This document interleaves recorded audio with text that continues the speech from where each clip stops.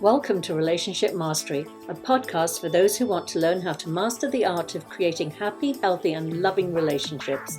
Please join me, Adey-Jones, and my co-host, Barry Selby, each Tuesday at 1 p.m. Pacific for a lively and informative conversation on everything to do with relationships.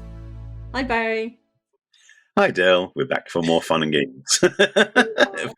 We've already started having fun and games today. To be honest, yes. Yeah. So we got a great talk today. I love the title of this one. It's Damsels and Knights and Why the Fairy Tale Sucks.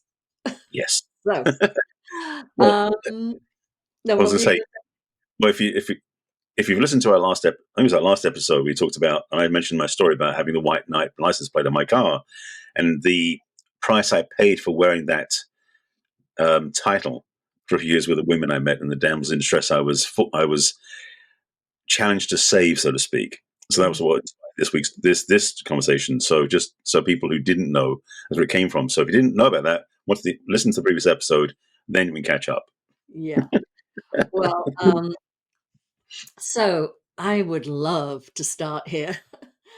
This, having spent most of my life being a damsel in distress, and it's interesting. I mean, yes, we say it's the but I mean, our culture supports that, fairy tales and all that stuff that is basically priming little girls to be rescued by these fabulous knights in shining armor. And like I think I spoke in an earlier episode too about when we have that sort of when we've grown up in a sort of traumatic environment and we feel unloved. We have that need to feel special because we weren't validated as children. So that need to be a princess and to, be special like that, like in the Cinderella, like the shoe only fits me, Right. really sets you up for the rescue fantasy, for that sort of fairy tale. But the other thing that really contributes is, for me, and I've noticed this, and I teach a whole section on this in my program, is if you've grown up in an environment where you didn't have love from your father, say your father was absent or abandoned you or whatever, and you grew up in that sort of environment where you feel maybe it's traumatic in other ways. And for me, certainly, because there was other trauma in my childhood besides having a father that abandoned us. Right. But also, I used to say to myself, if I had a father, this wouldn't be happening. If I had a father, this, life would be better. So Right. I was really always yearning for, hankering for a man to come in and rescue me. And unfortunately, that followed me into my adult life. So I've got lots more to say on this, but I'll give Barry a chance to jump in here. Talk about his license plate. Yes. Well, I actually want to back up to what you said, the first part you said, really about that sense of wanting to be treated like a princess and be saved. I believe a lot of girls, and unfortunately Disney didn't help with this, all their different princess movies and animated cartoons that show them being saved with the apple or from the apple or from or the whatever it is, different things. And the thing is, so many girls that were raised with the fantasy again through movies or through kids' books that had them some heroic and charismatic prince or knight come save them from their either high tower where they're isolated or from from the kitchen where they're down on the knees scrubbing the floor type thing. I mean, this is the fantasy in their heads. It's not reality, but fantasy is. And unfortunately for as well, the deathbed in Snow White. Oh my God! But the thing is, at the same time, one of the challenges I think, and that's one of the things that's been a challenge for women also, is because they've been told this over the years. And I don't know if it's happening more recently, but certainly back in my generation or our generation, sort of thing, it was very common. And for a lot of women, that was almost like a handicap because it didn't give them, one, the encouragement, and two, the trust in themselves. They could actually navigate their way on their own. Like some guy, being the savior, which is unfortunately not the only way to do things. And for a lot of men, to be honest as well, we weren't necessarily up for the role of being the knight or the prince at that point in a time. So we would be, as a joke around the thing, sometimes women are waiting for their knight in shining armor, but it's some guy in a tinfoil suit. It's like it's that sort of pretense of not being really the solid, gallant, chivalrous knight. Is just some guy who shows up who sort of is conformed to that role um, inaccurately. Mm-hmm. Yeah. Well, I'm going to talk a bit about not just why women buy into the fantasy of the fairy tale fantasy of being rescued. Um, I'm also going to talk about. I'd love to hear why the men. What leads those men to become, to feel that they have to rescue women? What's going on with them that they have that need? There's a few things at play here. Mm, One of which, on one extreme, is that there's a sense that when the man captures the woman, he gets to possess her type thing, which is the old fashioned values, which unfortunately, again, not healthy, not kosher, not advised. But there's some part of that wiring in there for men. It's like, we did the work, we got this prize, therefore it's ours, that sort of thing. oh, wow, that's fascinating. Oh, yeah, that's in there. That's in there as part of a heritage. I mean, certainly, I would suggest my parents' generation, that was very common back in the 50s and 40s. But the thing is, sorry, the 1940s, 1950s for those people who were only born in this century.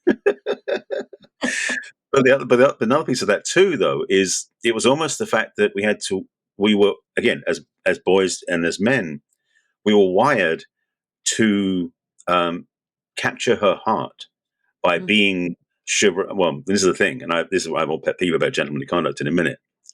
But the thing about being that knight, being chivalrous, being bold, and it's also because as men we're kind of wired to be competitive.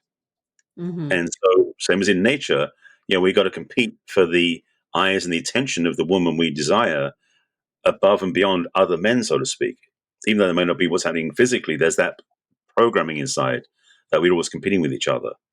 So, to capture the woman's heart, we've got to be more, whatever that is, where it's more gallant, more comic, more decisive, more controlling, whatever that is. We were like, and I think for a lot of men, we were trying different things until it worked. So we mm, didn't know, frankly, we weren't raised with like, this is your 10-point list of how to do what you need to do to get the woman.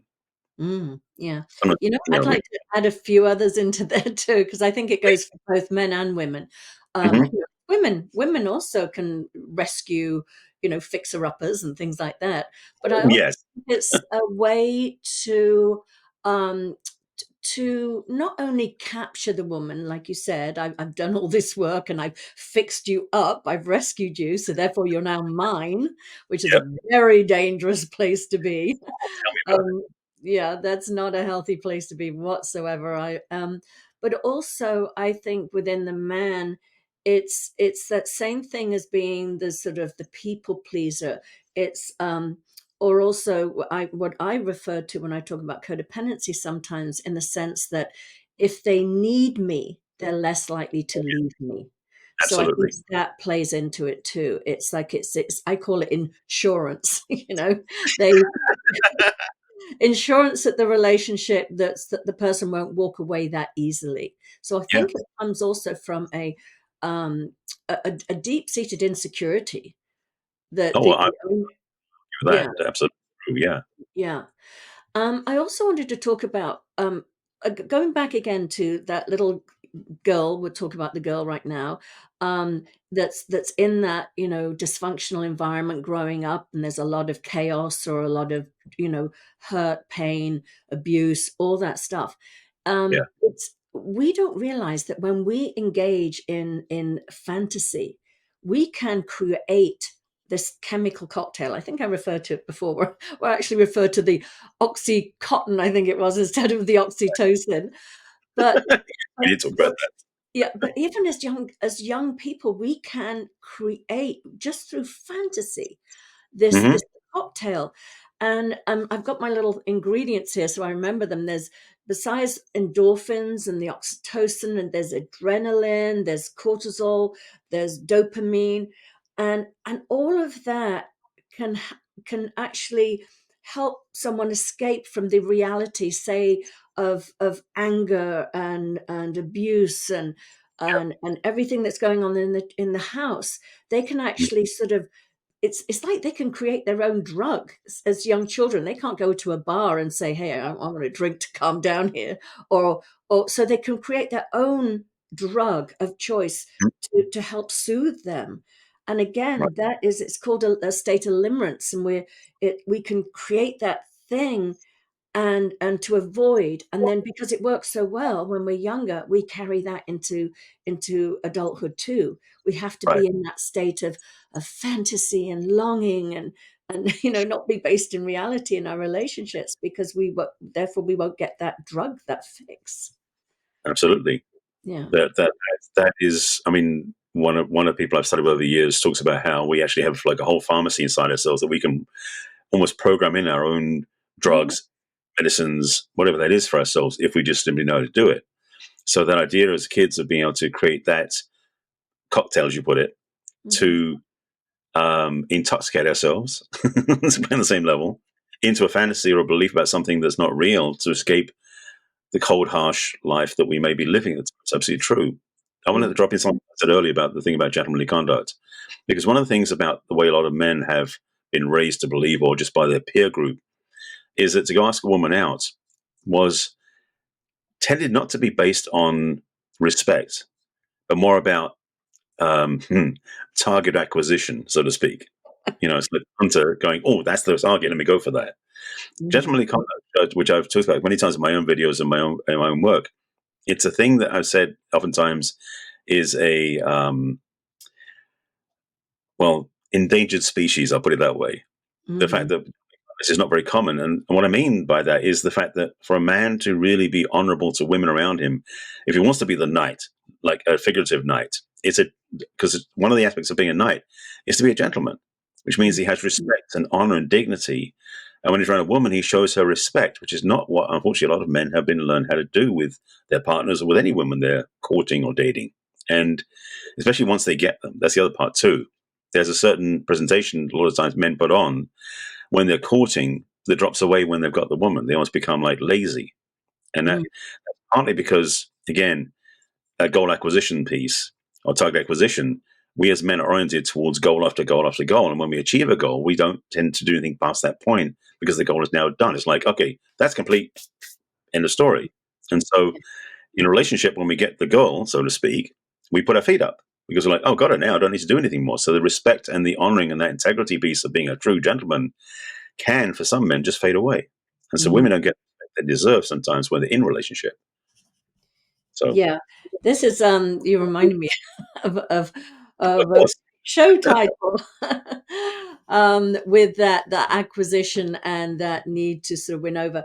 But going back to the subject of today, I also wanted to say that, especially within codependent and narcissistic relationships, hmm a narcissistic male will because their ego is so fragile, and it doesn't look like it. We all know, the overt narcissist looks very confident and everything like that, but we know it's all born out of an insecurity, regardless of how it manifests and looks on the outside. But right. often a narcissistic male loves to be the knight in shining armor. Again, hmm because it feeds their ego. They see themselves as strong and powerful and good and the savior and everything like that.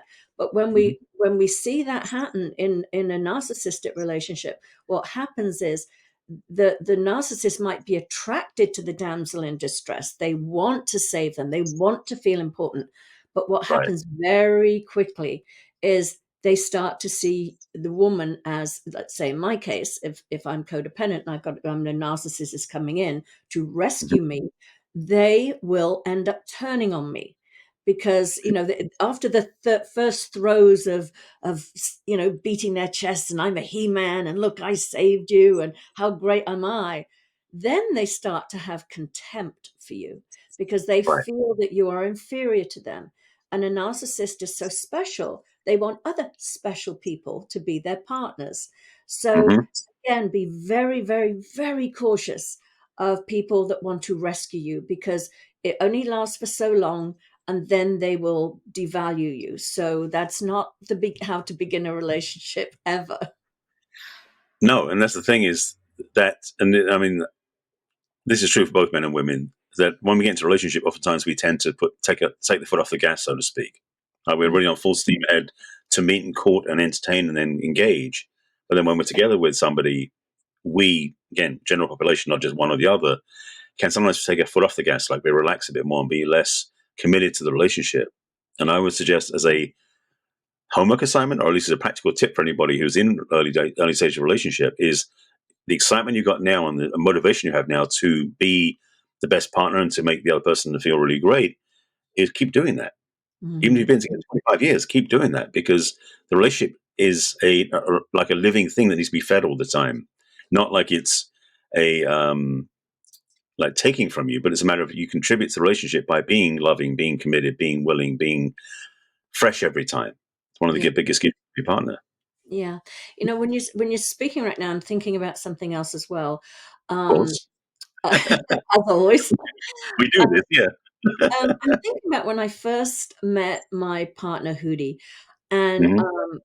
when we first started dating, and I remember going over to his. He had a townhouse at the time, and we were walking towards his townhouse, and we passed a neighbor of his, and and the reason I'm bringing up this story is I want to show the difference between being a knight in shining armor and just being a wonderful gentleman. And as you Hmm. said, what I can't remember what you said. It's a dying breed, but where men are gentlemanly. And Yeah. anyway, we're passing the neighbor's garage, and the garage door opens, and there's the woman standing outside the garage, and her husband is backing out the car, and he straightens it up and he points it in the right direction, and then she comes around and starts to get in the driver's seat. He gives her a kiss and says, "Have a great day." Hmm. And Rudy said, "Oh, I love that." He goes, every morning he backs the car out for her and puts it in the right position and gives her a kiss. And I it actually had me, it impressed me because I liked the fact that Hootie thought that that was a lovely gesture. Now, Right. maybe the guy was just afraid she was gonna scrape the car, but regardless regardless, Yeah. the That's the fact other. that Sorry, sorry, you. regardless, the fact that he thought that that was a beautiful, loving gesture showed a part of him to me, showed me Yeah. that he wasn't a rescuer in that sense, swooping in and trying to rescue and control or anything, but he was a gentleman, a very much a gentleman, and still is to, 13 years later. So I just thought that was there's a distinction, and I just would like people to hear Yeah. the distinction. Absolutely. And I appreciate that too, because it's such a key quality that, again, gentlemanly conduct is something that we can do everywhere in life, not just in a romantic relationships, but everywhere as men. And so to do the little small gestures like what you both observed of that man who honored his wife by preparing the vehicle for her in a way, so preparing the way for her to get to enjoy her day with less stress. Hmm. So that's a kindness. It's also out of respect and reverence and impression. Because the thing about gentlemanly conduct, and this is one of the things I've discovered over the last years as well, is one of those aspects is like opening a door for a woman, Hmm. independent of who it is, not just my girlfriend or my partner, just any woman. And now some women have gotten resentful of that because some women have found or have discovered or have been taught to fight for their independence. And so when they meet a man who does things for them that may make them feel like they're not doing it for themselves, Hmm. they can start feeling resentful or controlled or limited when it's not meant to be that way. Because true gentlemanly conduct, for me, and I'm going to keep hammering this point home, is a service to respect other people. That Hmm. when we're being a gentleman, especially a woman who we care about, we're doing open the door for her, not because she can't do it herself, because of course she can, Hmm. but we're respectful enough to be honoring her by saying, "Let me make the way smoother." So the guy who was doing that for his wife, his partner, was basically showing his love and reverence for his partner by saying, "Let me make your way easier and Hmm. smoother." Yeah. That's such a gift to show. And the fact that Udi Short saw that, not only saw that, but acknowledged it and took it on himself, felt like he took it on himself, and not say he was going to do the same thing, but you feel the energy of that himself was Exactly. something that really shows that clear sign that that's innate. Because a man who's not doing gentlemanly stuff, not thinking gentlemanly stuff, would be totally oblivious to what happened. Mhm. No, absolutely, trust me, I've had both. Yeah, indeed. I've I've had the ones that, sort of, say get up and say, "We're leaving," and before you've even picked up your handbag, they've left the building. It's like, Yeah, yeah. they just run Dress ahead. code. You got to find your own way to the car and open the door yourself and everything else. Yeah. I actually once stayed in the restaurant and waited for them to come back. took Nice. about took about 15 minutes, but it was And like, this is the thing, is that some men need to be educated. and sometimes complaining is just falls on deaf ears. Sometimes actions speak louder than words. So Absolutely. that made a point. But yeah, I just yeah, it's such an important um so Barry, I want to throw it back to you again. So what, I mean, as you were a self-professed knight in shining armor, even so as far as to have it on your license plate, Yes. what behaviors did you let go of when you stopped being that, and what behaviors did you keep that you would say come under the gentlemanly category? The way that I took on that mantle, and again, this is purely personal, so many of it true for everybody else. Hmm. I felt that when I was doing this knight in shining armor hero type thing, one, I was appearing more heroic. That was kind of what I was thinking I was doing. Hmm. Secondly, was I was demonstrating behavior that meant I should be liked of what I was doing. So definitely, as we talked about before, I was wearing the approval seeking badge, so to speak. And so that need and hunger for approval was definitely innate in the process of being the knight shining armor, because I knew that if I saved the woman, she'd be grateful to me, therefore I'd be approved of. That was the wiring. So when I've learnt the lesson, well, actually only before this, but when I really engaged and took on the lesson of filling up my own approval first and not needing somebody else's approval, that help me let go of the whole process. The other part as well is that even though it was clumsy and it wasn't healthy what I was doing, underneath it all, though, was the idea about being a gentleman, about respecting women. But I didn't show it in a more overt or more direct way. So what I took from it, and what I've done since, it's been my way of life, is to be a gentleman as much as I can anywhere I am, or at all times, which is an assignment and it is practice, because it does, some of the things fall through the cracks. As much as I say that I always do the best I can till I open the door for somebody or let them go ahead of me in the line or whatever that is, sometimes I forget. And so it's an ongoing reminder to myself to keep doing it more and more. And yes, 99% of the time, the people who I let them go first or open the door for them, they thank me. They do appreciate it. But I don't take it on as like I must have that as a response, because that's the Yeah. part of our seeking, is that when you're doing things to get something, that's an inaccurate way of doing things. Gentlemanly conduct in that sense, and for any sort of thing where you give service that way, is its own reward. So Yeah. it doesn't have a component where you need something back. No, absolutely, and I'm hearing you, and it also, I mean, I just think some of the things you're pointing out are just, just wonderfully kind, civil things to do for each other. I mean, I will Yeah. 100% hold doors open for people if I'm, the first one at a door and there's more people coming through, or, Mhm. if my grocery cart's got more shopping in it than the person behind me, I'll let them go first. And, it's Yeah. just, those are just decent things that we do for each other, and they make each other's day. It's really, really a lovely thing. Yeah. So, These are qualities of humanity that we think we should all adopt, in a sense.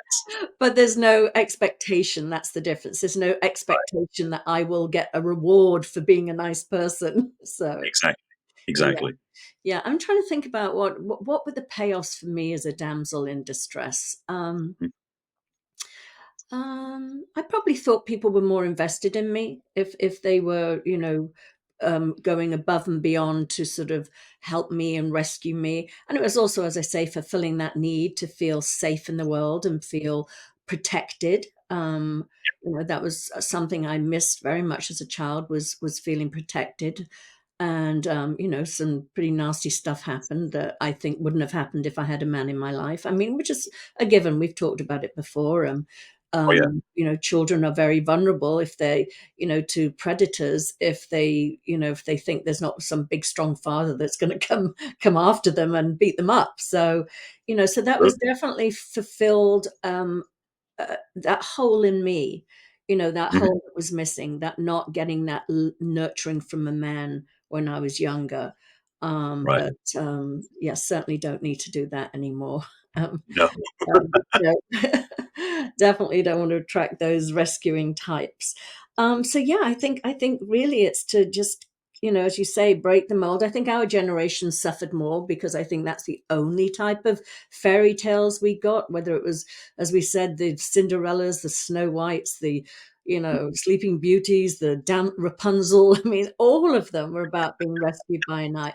But I think Yeah. these days, thank God, our consciousness has been raised, and I think our stories for our children are far less like that. Oh, and I know what I wanted to say too about the, Mhm. opening doors or offering to carry bags or flying, get your suitcase down and things like that. Um, I and I don't blame women for feeling that they want to say I can do it myself, I'm fine.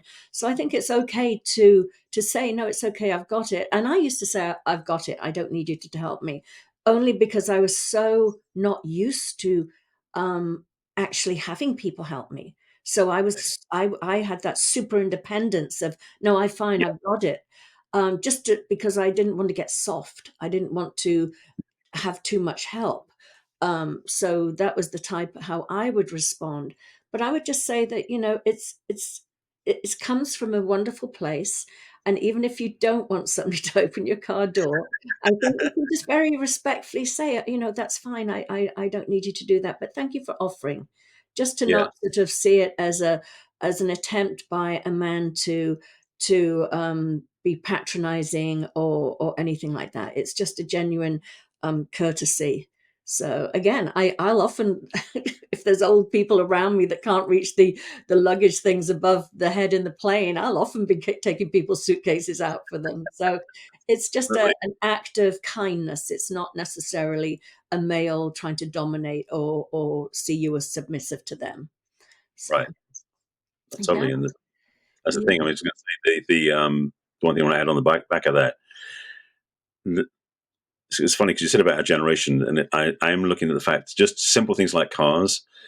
Um, back in the early days, my first cars were very used cars, and back in those days, they didn't have central locking.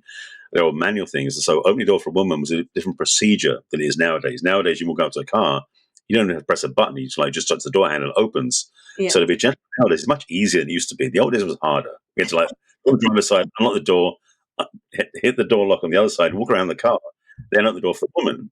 yeah, But it made it, but in a way though, it made it more like I feel fulfilled because it is something big. Because yeah. nowadays you just up the door and open the door. It's like, oh, it's no big deal. So the degrees of difficulty have reduced over the years for cars alone, if nothing else. Yeah. Well, Hootie still opens my car door and I love it, even though we've got the central locking and the whole thing going. But it's just a sweet gesture. It really is. I Um, agree with you. I mean, yeah. I won't stop doing it myself because it's Mhm. something that is worth doing because people deserve it. Yeah. So I just wanted, for any woman out there who still struggles with this, wanting the knight in shining armor to come in and rescue her, to really, again, it's to do that work about, do we really need rescuing? We're all born with the same, the spiritual beings. We all come on the planet with this, wonderful sort of inner GPS system called wisdom that we all have. We all have resilience and we all have well-being. And we all have equal amounts. And Mm, how we show up in the world and how we, experience life can adjust how we see it. But the truth is, we are all complete just as we are on the inside. We don't need somebody to rescue us, and I think that's well worth remembering. absolutely. But Yeah. we'll talk about that more now as we go forward. Yes, wonderful. Okay, so this is another wonderful chat. Thank you, Barry, and have a great week. Yep. And Next week. okay, take care. Bye bye. Bye. We trust you enjoyed this episode and invite you to share this with your friends and loved ones. In fact, please subscribe to our Relationship Mastery podcast. That way you'll get each new episode fresh and shiny as soon as it is released. We'd love to hear from you as well, so go ahead and enter your questions and comments at relationshipmastery.show. Take good care. We will connect with you in our next episode of Relationship Mastery.